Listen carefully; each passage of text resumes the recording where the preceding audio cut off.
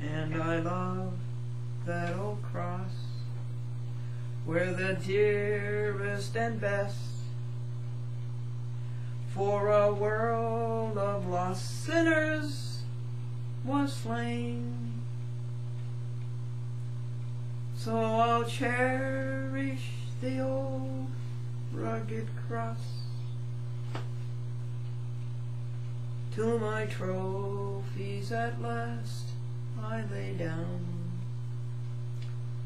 I will cling to the old rugged cross and exchange it someday for a crown. The suffering and the shame that these depraved judges have caused the United States of America, the pain, the anguish, the infliction, the affliction, the grievous trouble,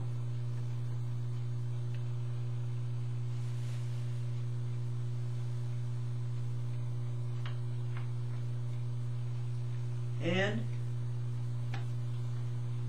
for the dearest and best, the Lord Jesus Christ was slain. Where justice was slain, where truth and goodness and righteousness, the fruit of the Spirit, were slain by a world of lost sinners.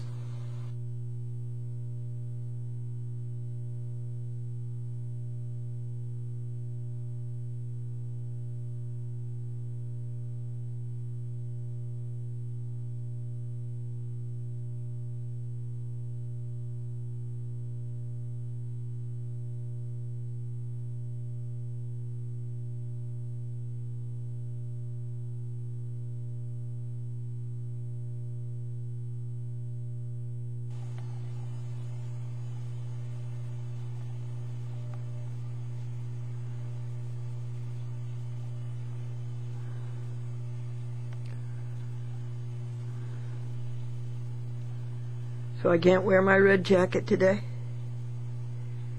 I can't wear it because you love it so?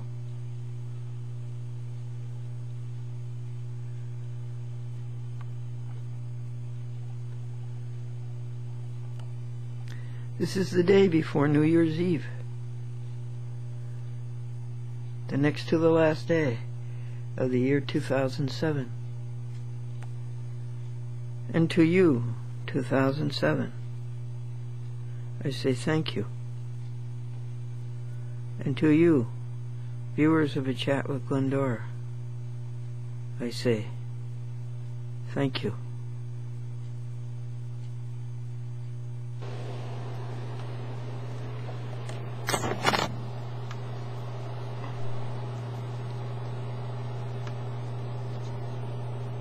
Hey, Sebastian.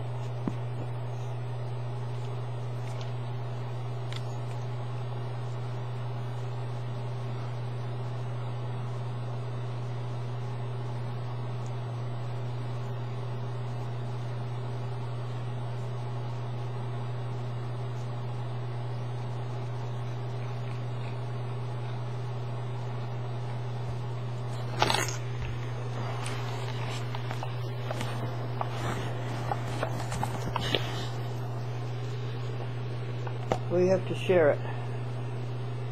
All right.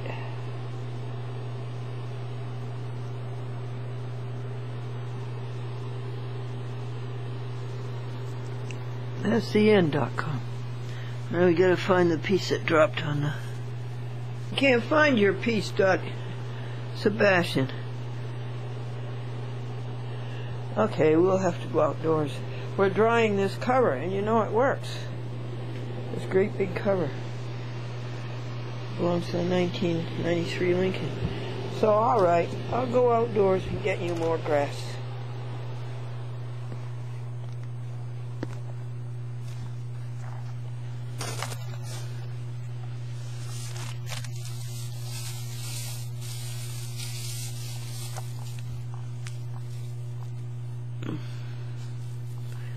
Just to be just right or they won't eat it.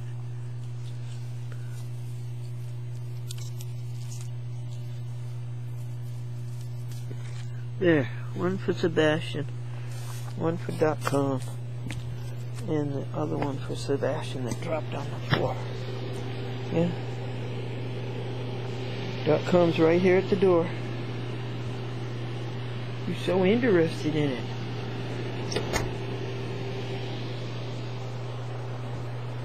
Here you are, Sebastian. This is your make good. Yeah. You can see it in your eyes, Sebastian. Oh.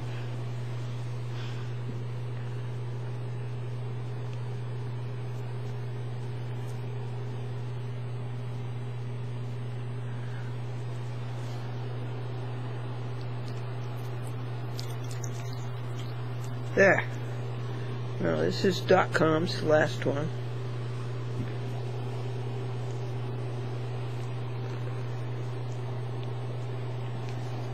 Sebastian, it's hers. Okay, here's your last one, Sebastian.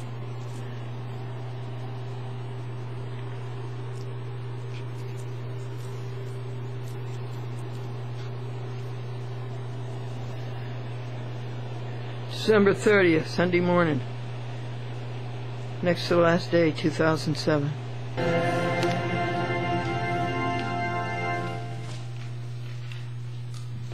If any children would like to come up and gather around the rocking chair so you can see the pictures, you're welcome to do so. Or you may actually want to sit in front of the screen to see that too. The screen is up there so that everybody can see the pictures.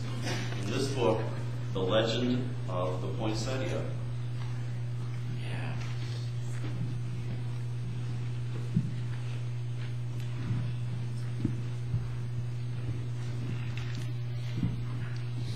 Now, you'll see, boys and girls, that we're surrounded by poinsettias in church. Up on the altar, surrounding the altar that we have there.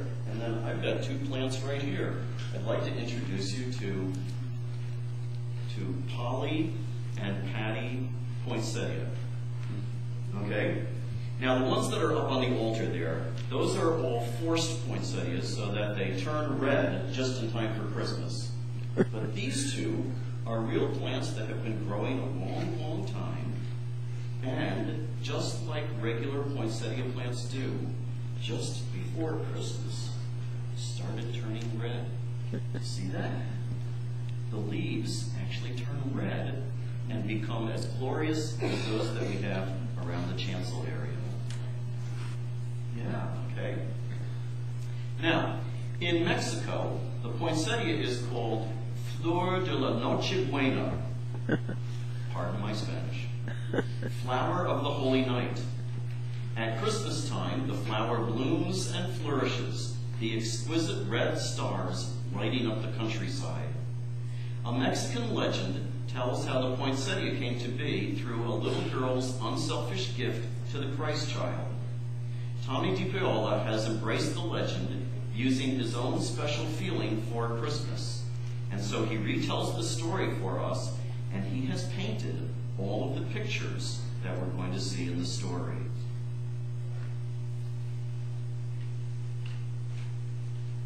The Legend of the Poinsettia.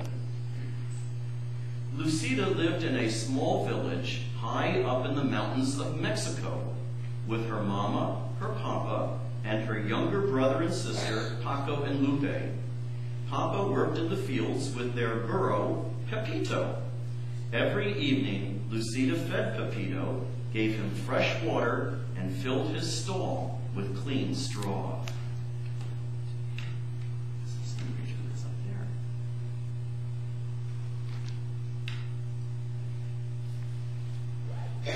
At home, Lucida helped Mama clean their casita, their little house, and pat out the tortillas for their meals.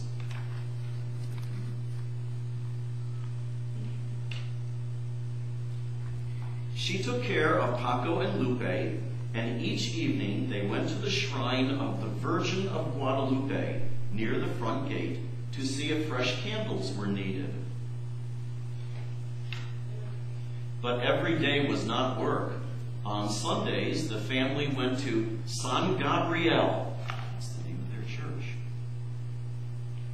San Gabriel in the square, where Padre Alvarez said the Mass. And all through the year there were fiestas and holy days, which always began with a procession that wound through the village and ended at San Gabriel. One day, close to Christmas, La Navidad, Padre Alvarez came to their casita. Ah, Senora Martinez, buenos dias. Do you know what that means? It's like hello, it means good day. Yeah, very good. Padre Alvarez said, I'm here to ask you about the blanket which covers the figure of the baby Jesus in the Christmas procession. He's the priest, Father Alvarez, talking to Lucia, her mother. We have used the same one for so many years that it is almost worn out. Because your weaving is so fine, I have come to ask if you would make a new one. Mi padre, Lucida's mother said. I would be honored, and Lucida will help me. On Saturday, Lucida and Mama went to the market to buy the wool for the blanket. They chose the finest yarn they could find. Then, at home, Lucida helped Mama dye the wool the colors of the rainbow. Those colors will shine throughout the church, Papa said, as he watched Lucida and Mama string the yarn on the loom.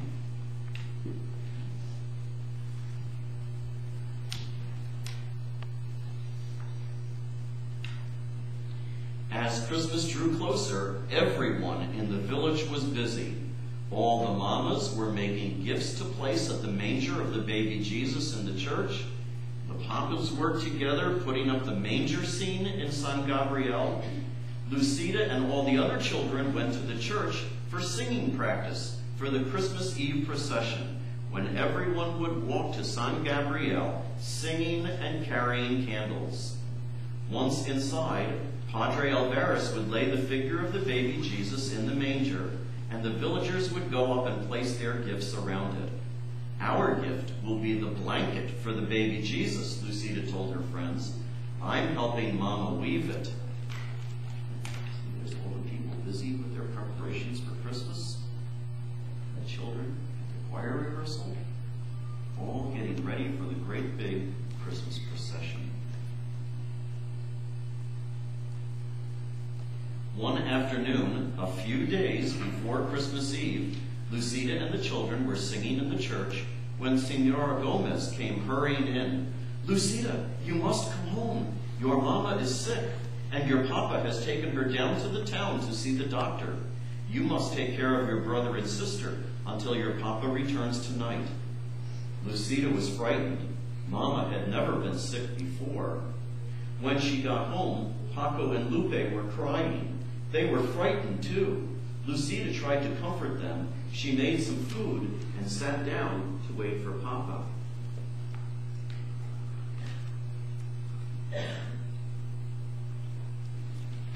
That evening, Papa came in looking tired and worried. He drew Lucida close and said, Lucida, mi niña, your mama is ill. Your aunt, Tia Carmen, will take care of Mama until she is well. But I must go back and stay with Mama until I can bring her home. But it won't be until after Christmas. Senora Gomez will take care of you, and Paco and Lupe while I am gone. She will come for you tomorrow. The next afternoon, Lucida overheard two women talking. Lucida's mama is ill. She won't be able to finish the blanket for the procession. Isn't that a shame? See, the other woman said, we are all so disappointed. Padre Alvarez will have to use the old, worn-out one. When Lucida went home to feed Pepito and get clothes for Paco, Lupe, and herself, she looked at the unfinished blanket in the room. Perhaps I can finish it, she thought. But when she sat down and tried to weave, the yarn got all tangled, and the more she tried to untangle it, the worse it got. It was no use. She could never finish it by herself.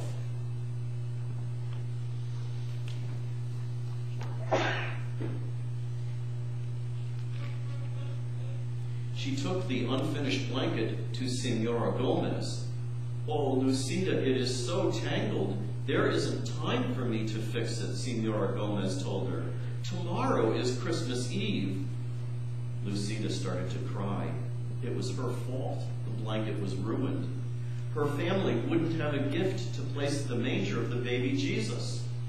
"Don't worry, Lucida. We will all go to the procession together." Lucida didn't say anything, but in her heart, she felt that she had ruined Christmas. See how sad she looks now.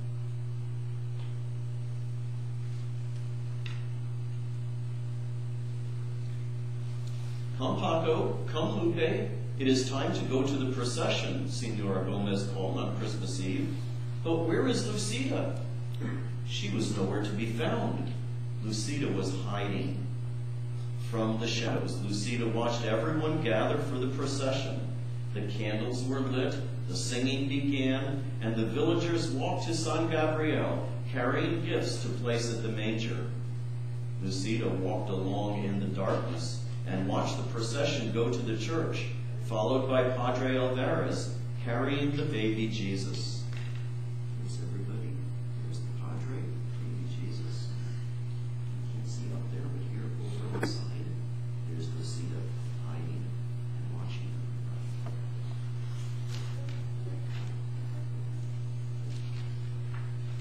them. "Little girl, are you Lucida?"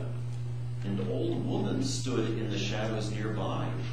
"See," Lucida answered, wondering who she was. "I have a message for you. Your mama is going to be fine, and your papa will bring her home soon, so you don't have to worry. Go now into the church and celebrate Christmas with the others. Paco and Lupe are waiting for you."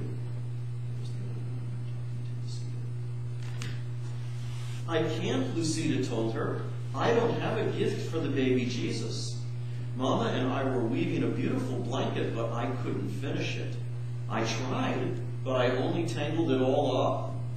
"Ah, Lucida, any gift is beautiful because it is given," the old woman told her. "Whatever you give, the baby Jesus will love because it comes from you." "But what can I give now?" Lucida said, looking around. A patch of tall green weeds grew in a tangle nearby. Lucida rushed over and picked an armful. "Do you think these will be all right?" Lucida turned to ask the old woman, but she was gone. Lucida walked into the church. It was blazing with candlelight, and the children were singing as she walked quietly down the aisle with a bundle of green weeds in her arm. "What is Lucida carrying?" a woman whispered. "Why is she bringing weeds into the church?" another one murmured. Lucida reached the manger scene. She placed the green weeds around the stable. Then she lowered her head and prayed. I'm going to show you guys what happens next before I show everybody else. See what happened to those weeds?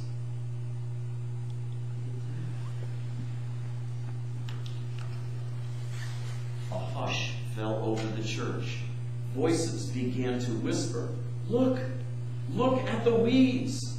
Lucida opened her eyes and looked up. Each weed was tipped with a flaming red star. The manger glowed and shimmered as if lit by 100 candles.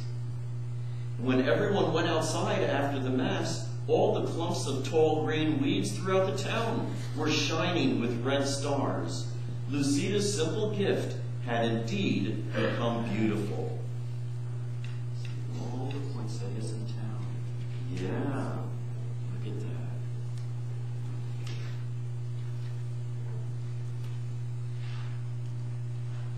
And every Christmas to this day, the red stars shine on top of green branches in Mexico. The people call the plants La Flor de Nochebuena, the flower of the holy night, the poinsettia. And the writer of the story writes this: When I first heard the Mexican legend of the poinsettia about a little girl who offers weeds to the Christ child as her gift for Christmas, I was touched by it as only Christmas can touch me. I knew that one day I wanted to create the story in pictures for children all over the world. This lovely Mexican wildflower is known by many names in Mexico. Flor de Fuego, that means fire flower. Fire flower. Flor de Navidad, Christmas flower. And Flor de la Noche Buena, flower of the Holy Night, the name I have used in my story. The poinsettia found its way to the United States through Dr. Joel Roberts Poinsett, who served as our nation's minister to Mexico from 1825 to 1830. He was fascinated with the beauty and called the plant painted leaves because the part often thought of as the flower actually consists of leaves surrounding a smaller flower portion. See, if you look here, these aren't really flowers, these are leaves that are turning red, and the flower is deep inside the center. He took the cuttings home with him to South Carolina when he returned from Mexico in 1830. The Christmas plant, which we call poinsettia after Dr. Poinsett, found its way into our own Christmas traditions, and nothing seems to say Merry Christmas better than a beautiful red and green poinsettia. So today, the poinsettias that surround us are reminding us that it's still Christmas and still time to say Merry Christmas to one another. These two big poinsettia plants actually belong to Glendora, sitting over there. And she has allowed me to use them so that you can see what a real poinsettia is like and how, right at Christmas time, it changes into the bright red to let us know to celebrate the birth of Jesus, God's special gift to us. And so we can bring our gifts, whatever they may be, even if they're weeds, to celebrate the birth of the baby Jesus. Merry Christmas, everybody. The end.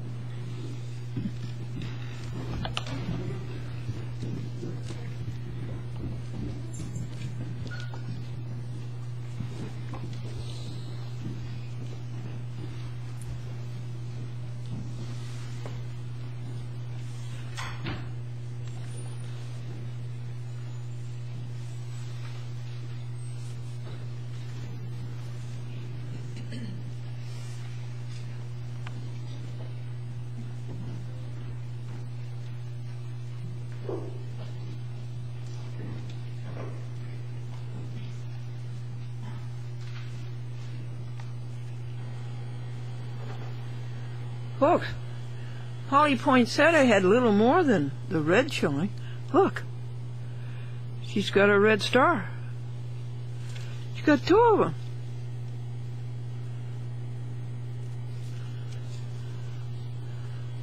Good for you.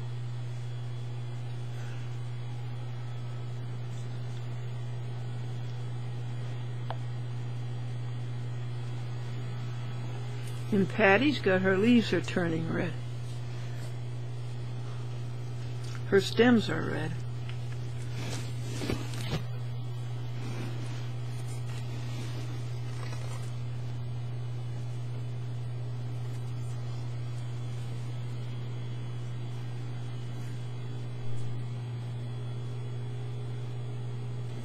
I want to thank all of you people for sending such beautiful Christmas cards. I'm answering them now down in the church social room before 2 p.m. when we have our open house at Pastor Jim Slater and wife Krista. And this is the card that my jolliest Christmas card. Isn't it adorable?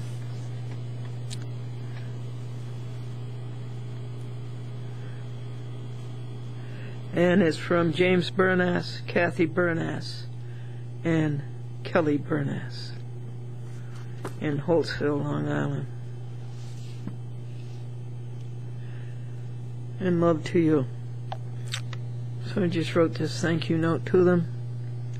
and I announced to them that number 61 is New London, Connecticut, and 7 other municipalities with it, and number 62 is Wallingford, Connecticut, aggrandized to the Glendora Public Access Television Network.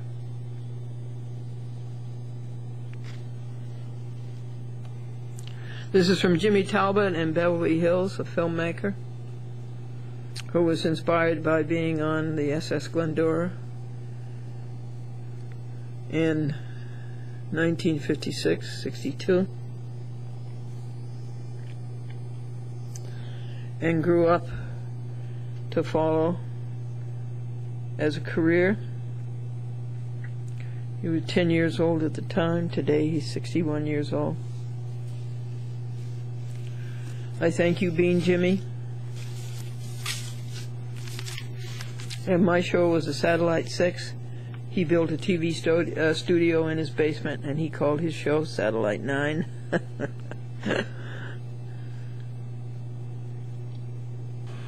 This is Cy and Ellie Amlin. Cy was a vice president of ABC under Fred Silverman when ABC first started to take a jump in the ratings. Cy has a very fancy address, Riverside Drive, around 87th, 110. And this is the apartment where Babe Ruth last lived. This is John and Jane Dean. They do have a cardinal outside their window.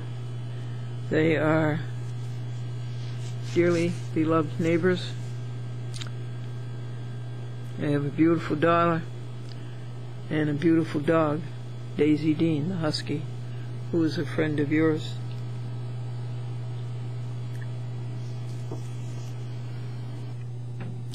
Thanks to John, Jane Dean, and Daisy Dog and their daughter and her husband. And I told them that their help and their companionship and their tomatoes and their cucumbers and green beans and their relish par excellence have meant so much in 2004, 2005, 2006, and 2007. And now comes 2008, heralding more. Love, Glennie. This is James Dixon, who is an actor, a very good actor in Manhattan, and who sends you good jokes. This is Joseph Cronin in Lindenhurst, Long Island.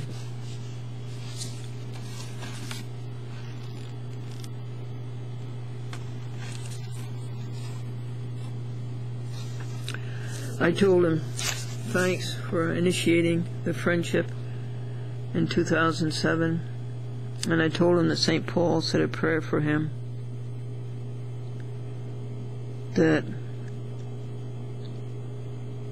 he be strengthened with the might of God in his inner person. That's Ephesians 3:14. And then I told him that I can tell that you had a good mother. I can hear your mother speaking through you. Love, Glennie. This is from Marilyn Sheldon and from Heather.